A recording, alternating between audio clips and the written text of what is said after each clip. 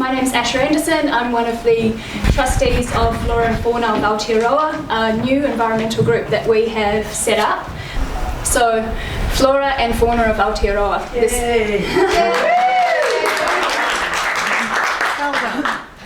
So, we are Flora and Fauna of Aotearoa, and we believe we must care for us all. That is where we're coming from with this. You can understand that. It's pretty simple, right? You know, it includes everything. So here are some of our values, the things that we really value.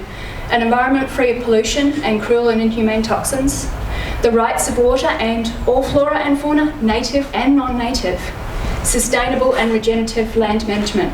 A lot of us are already living this. For a lot of us, these are aspirational goals. For our whole country, these are some things that we seriously need to be looking at and moving towards.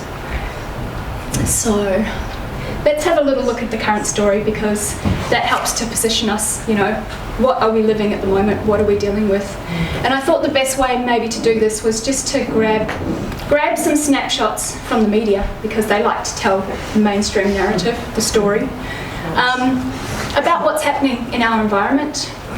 So these headlines are just random. They've been collected. They're about the environment. They're about animals. They're about poisons. Most of them are from the last 12 months or even less. A lot of them are from earlier this year. So let's just go through and have a look, and I might comment on a couple of them and just speed through others, just building a picture of what we're dealing with. So glyphosate, we know. You're hearing about it. Last year, there was a case that grabbed the world's attention. 41% increase in risk of cancer. So we might not be able to say glyphosate directly causes cancer, but we know that there's an increased risk. So, you know, I mean, we know that. They know that too. It impacts fertility. We know that as well. What's one of the big problems that we're dealing with? Infertility. It's sprayed everywhere, you know, you would know that. So there was the case last year where the first claimant, you know, was awarded millions and millions, hundreds of millions of dollars, you know, the first. So that's a significant precedent that's been set. This is the gentleman here. He was a janitor. Just reading the third paragraph, all of the meta-analysis conducted to date, including our own, consistently report the same key finding. Exposures to glyphosate-based herbicides are associated with an increased risk in NHL, which is non-Hodgkin's lymphoma. This is the authors wrote in a study of mutation of the journal Mutation Research. So a lot of people have known about this for a long time. But now it's reaching the mainstream consciousness, and it's about time, because these products are used so widely, especially in New Zealand. Pesticide residues. This is one from the US. It's recent, you know, 70% of produce. You know, look at this. Conventionally farmed kale could contain up to 18 pesticides. So what are we doing to our food? You know, we really have to ask. Our food that goes in our bodies and the food that grows on the land. In New Zealand, we use a lot of poisons, not just in agriculture, but in conservation. And I'm going to start calling this dirty conservation, because that's what it is. You know, there's instance after instance when our waterways are being contaminated with poisons. It's not just poisons though, it's our ignorance as humans about the ecosystems in which we're operating. So developments that don't take into consideration the relationships that are existing there between animals and the landscape. Overharvesting, or just neglect and lack of understanding of how to manage these. In many instances, unfortunately, it's the council that seems to cause a lot of these issues. In this instance, hundreds of eels were killed. You know, in some areas in this country, those eels are either locally extinct or endangered. So how is this acceptable?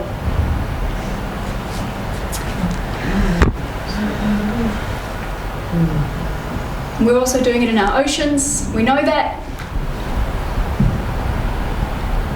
done that for years. Sorry. So it's not just in New Zealand that this is happening, it's happening globally. You know, you probably know that. Pesticides, not just killing animals directly, but killing the food that they eat, causing collapse. So while this is happening, what are we doing here in New Zealand? We're dumping it more. An insecticide across landscapes from the air. And then we're wondering to ourselves, why? Why are our rivers polluted? Why can't we swim anymore? Why can't we fish anymore? Why can't we harvest our traditional foods? This is really concerning because as a Kiwi, that's one of the things that you love about living in this country is, you know, the pristine nature. That you can go out, you can hunt, you can fish, you can swim. You can walk barefoot in the forest. You know, you can walk on the beach. You don't have to worry about that. But now you do, because things have changed. So there's also the implications for human health. What are they? They don't seem to be very well understood here. Internationally they are. But in New Zealand we seem to have a culture of she'll be right mate. A bit of denial, perhaps. 7 times the world rate of motor neuron, I believe. So it's not just our health, it's also our existential health. Are we going to be able to make it through? This is the message that's coming to us through the media, is that the apocalypse is here. You know, insect apocalypse. Once we start to break down these systems enough that they can't recover, we don't know what's going to happen, but we know that it's not going to be good. So here are just some examples of what's coming out in the media now. The battle against bugs, it's time to end chemical warfare. This in the New York Times, the insect apocalypse is here. Huffington Post, the rapid decline of the natural world is a crisis even greater than climate change. So we are breaking up systems that have existed for long before we were here. And that's actually causing so much damage, we don't know if we can fix them. It's time to change. What are we doing wrong? I'm sure we could all give a different example of what we're doing wrong, because there's a lot what we're doing wrong. A lot that we're doing wrong. One of the things I think we're doing wrong, one of the key things, is we're failing to acknowledge that there is far, far more that we don't know than what we do know. So in our ignorance, thinking that we know best, we're actually not considering all of the things that we don't know. And the consequences for that are pretty great. So we need to have a shift in understanding. And that's something that I actually see as happening, which is a positive thing. And I've said this quite before, crisis precipitates change. And it's very true. When you get to that point where you actually just can't keep doing what you're doing anymore, you have to change. And sometimes it's necessary to get to that point so that you actually might look back and see all of the mistakes that you made and be able to plan a better future so that you don't encounter those same mistakes again. So, a shift in understanding means looking at other life as its own entity, as its own ecology, as its own ecosystem. There are dozens of ecosystems, thousands, millions, trillions that we don't understand. We're only beginning to understand. So we need to start considering those things because the consequences of not are leading us down that current story that we need to change. So, positive change. Let's have a look at a couple of things that I think represent positive change. There are so many. There are lots. You know, I'm seeing more and more all the time. This is just a few. So, something that organic farmers already know. Something that permaculture people already know. Planting flowers attracts insects, beneficial insects, which often get rid of the insects that are harming your crops. So there are lots of traditional and innovative ways of dealing with nature, working with nature as opposed to working against it. An Indian state banishes all pesticides and watches both wildlife and tourism flourish. Imagine that here. We're an island. I know. It's my dream. This is interesting. The UN declares 2021 to 2030 the decade on ecosystem restoration. So let's hope they mean what they say and that they're going to do a genuine job. I'm not sure, but I know what I'm going to do, and that is what we need to work on, is ecosystems. Not just biodiversity, not just birds, everything. We're also having a bit of a revolution, I think, in compassion. People are becoming more aware. Animals are sentient beings. They have feelings. If you don't build a relationship with an animal, you will never know that. But if you do, you will understand that completely. We're also considering the rights of nature. This might be a new concept to some people, but it's actually a very, very, very old concept that has its roots in Indigenous cultures. So, what would that mean? Well, in New Zealand, we've already begun that journey with the Whanganui River. In 2017, it was recognised as a person. In March 2017, the New Zealand Parliament passed the Te Aotearoa Whanganui River Claim Settlement, a bill to provision the full rights of personhood upon the Whanganui River. This landmark legislation was 140 years in the making, is it Whanganui or Wanganui? Whanganui iwi tribe had campaigned for the river to be recognised as a living entity with legal rights since the 1870s. They know. With this new designation, if the river is harmed or contaminated, it will result in the same penalties and legal ramifications as if damage or injury had been done to the tribe or any of its members, because it is now recognised as being one and the same. So I don't know if this has actually been acted upon and whether anyone has actually been prosecuted, but this is a step in the right direction. And it's actually happening in other parts of the world as well. It's happened in India, it's happened, I think, with Lake Erie in the US. So there are more and more people saying that we need to recognise that these elements, these creatures, these other things that we live with, they're part of us and they have a right to be here. We need to respect them. So I thought maybe we'll go from a bit about the broader story to my own personal story about where I live. I live in Whangaroa. Whangaroa has a beautiful harbour. It's an incredible place.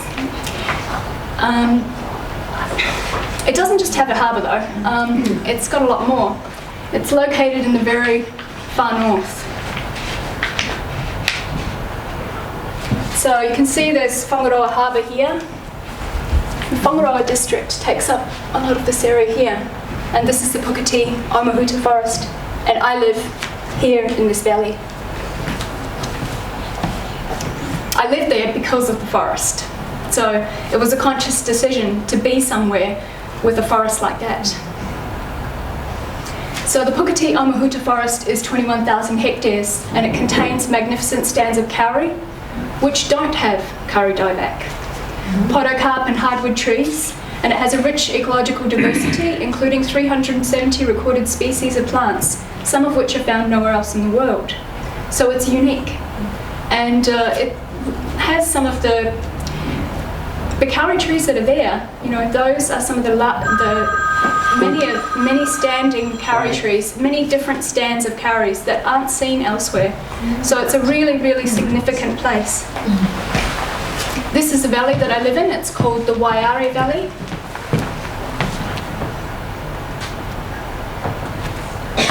So Wai means water and Are, as far as I know, means flow. So it's where the water flows. My own property is about 5.5 hectares and it's mostly all native forest. And the headwaters from the Puketi forest flow down through my forest. So that's a really significant thing to me, is the water that flows through where I live. It flows down through the forest. It's me with my dog, take my dog to swim in the river.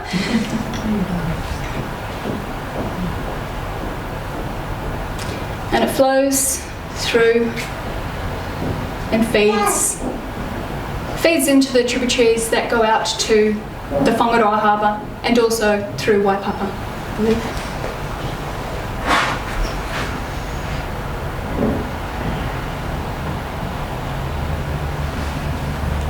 So we have a lot of biodiversity on our property. Curry snails are quite common. I found this one dehydrated on the road, so I took him in and gave him a drink and let him go again.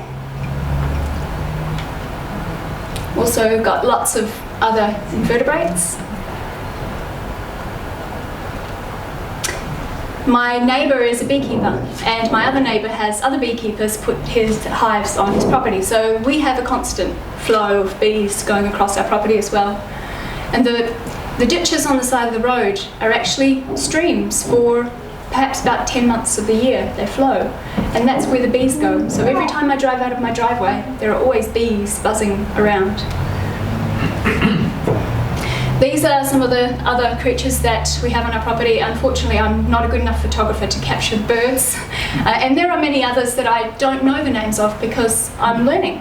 So we have piwakawaka, miro miro, kiwi, ruru, kereru, silver-eye, grey warbler, rosella, tui, kingfisher, chaffinch, harriers, pukeko, starlings, possums, hedgehogs, pigs, stoats, rats, mice, rabbits, sparrows, miners, magpies, weta, curry snails, and many others that I just don't know yet, but I'm learning. These are some of the kauri trees in the Puketi forest. Every time we have a visitor, we take them there to visit the trees. That's my sister, hugging the tree. So, I am Kaitiaki. That's how I feel about that place. When I asked on the forum, what does Kaitiaki mean to you? The answers that I got were protector, nurturer, defender. That was one of the answers. As guardians, we need to respect everything that lives in our ecosystems, both in life and in death. To protect and respect nature in all ways at all times. So, you know where I'm coming from, right? But last year, we heard there was going to be an aerial drop of 1080 in Whangaroa, which was devastating. And the way we found out as well was that we weren't told. You know, the consultation was targeting specific people and specific groups, and it actually turned out that that consultation was highly flawed and actually had what I would term lies in it, which created a really toxic atmosphere in our community. Here are a couple of headlines. There were many, many more.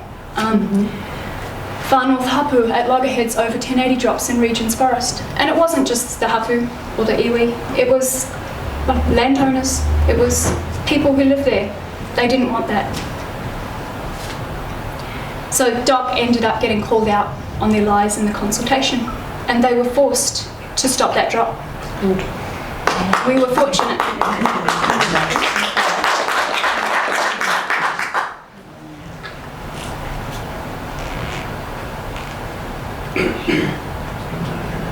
However, they also had plans to drop across the bay from us in Russell and Cape Breton, and unfortunately that went ahead. Despite protests, despite petitions, despite injunctions, despite a lot of work from a lot of people to get that stopped, it went ahead. It was devastating. So, these are some photos that were taken by residents who walked their awa, their river, where they take their water from, 2 days after the drop. They actually thought that these eels were locally extinct. So you can imagine how they felt going there and seeing eels, you know, dead, floating in the water. There were possums and pigs in their waterways. There were also native aquatic snails eating on the baits. There were dozens of baits in the water. So we really feel it's time to change the story because it's not acceptable. So can we build a new path? Can we change the story? I think we can. What would that look like?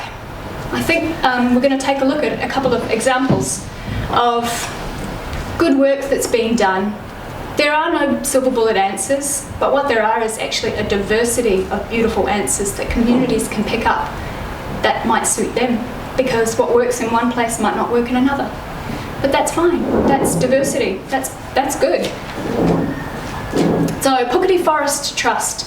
The forest I live next to has a trust that manages 5,500 hectares of that land.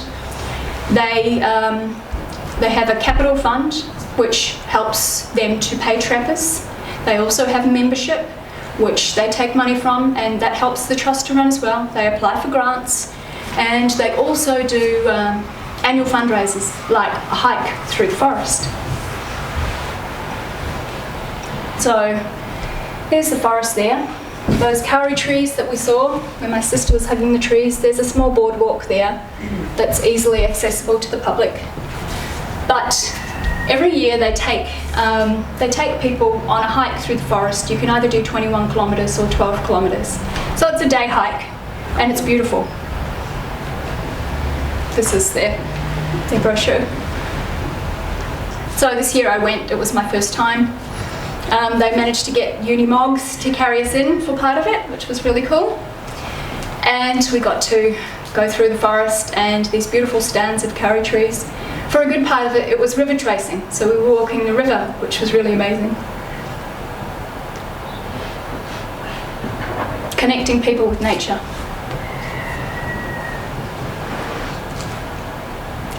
Rotorua Canopy tours. Last year, when I was dealing with the fallout from these drops and trying to understand what we could do to move forward, we had the opportunity to go to Rotorua and visit Danzy Road Scenic Reserve.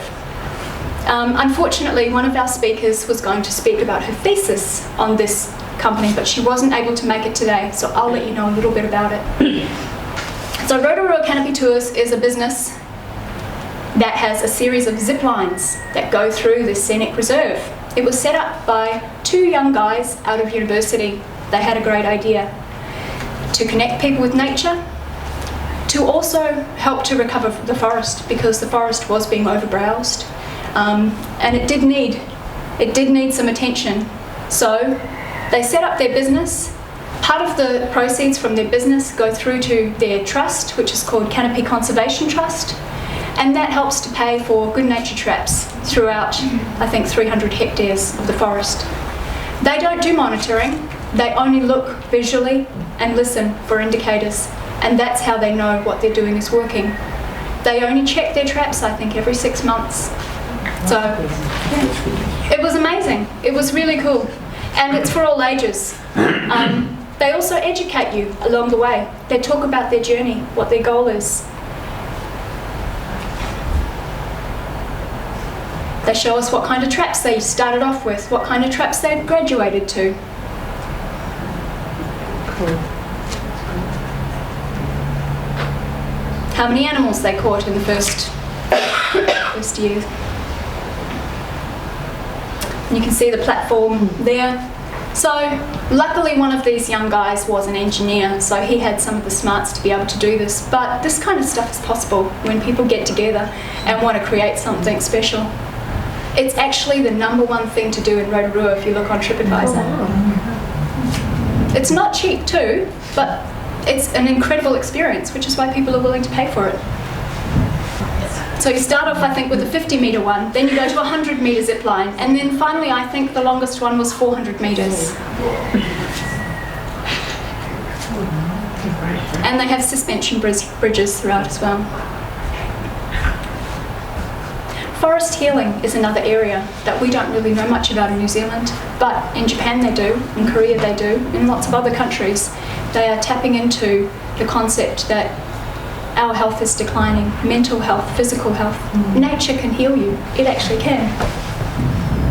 Shinrin-yoku, the art and science of forest bathing, how trees can help you to find health and happiness. I highly recommend this book if you're interested in this.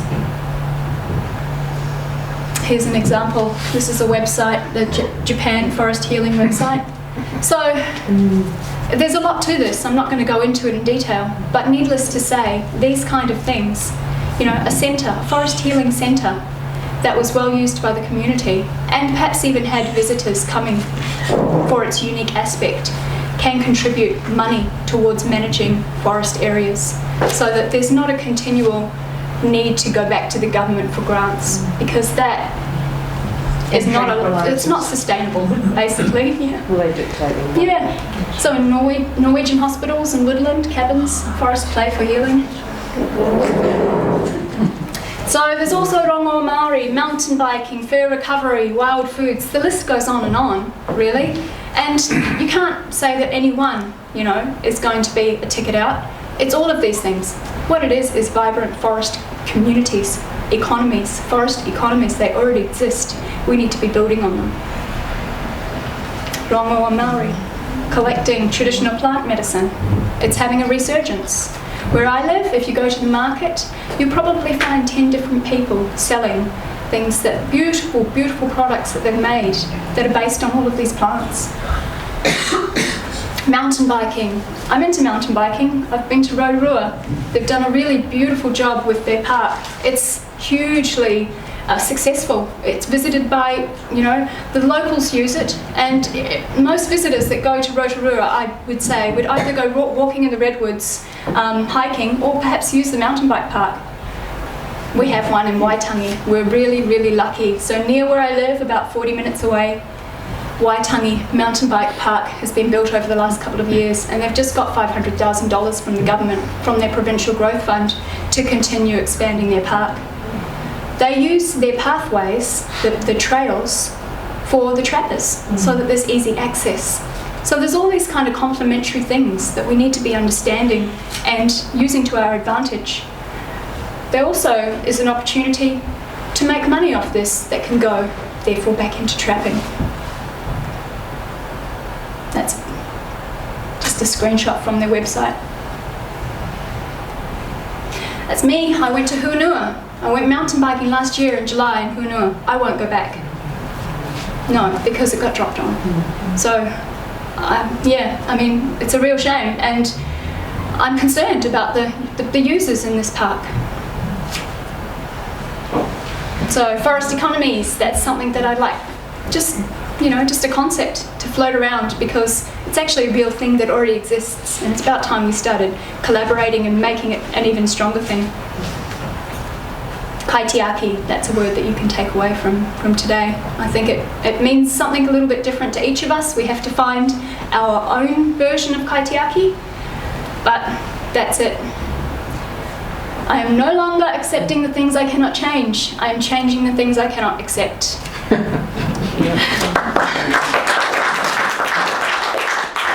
I saw this picture on Facebook and I just thought, this woman looks amazing. Everyone is, looking away, and there she is, confronting the camera with what she has to say. And I'll just finish with a quick quote from Peace Pilgrim, who I didn't know who she was until recently. You have much more power when you're working for the right thing than when you're working against the wrong thing. And of course, if the right thing is established, wrong things will fade away of their own accord. And I truly believe that. So, Flora and Fauna of Aotearoa. We'll see where we go, because it's just a really exciting time, and there is a really strong need for a brave new voice. And that's my curry snail, which also shows you. Yeah, that's right. So thank you very much.